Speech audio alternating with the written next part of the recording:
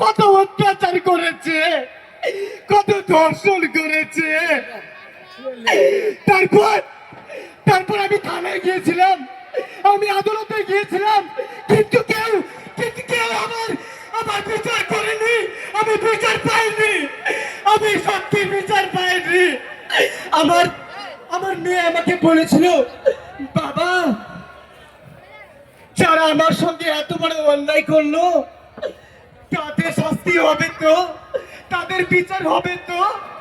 আমি বলেছিলাম, মা, বিচার হবে মা, অবশ্যই হবে, কিন্তু ভারতবর্ষের কোন থানা আমার মেয়ের বিচার করেনি।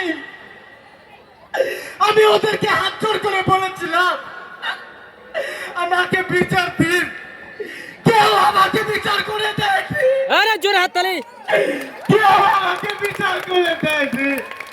হ্যাঁ, আমি জানি যে আমি আমার মেয়ের বিচার কখনোই পাবো না। আর এইভাবেই মরতে হবে প্রত্যেকটা বাংলা, প্রত্যেকটা বাড়িতে, প্রত্যেকটা মেয়েকে এভাবেই মরতে হবে। সময় শেষ। যতদিন না ওই হাততালি কোথায়? এত সুন্দর একটা অ্যাক্টিং চলছে, হাততালি কোথায়? ধন্যবাদ।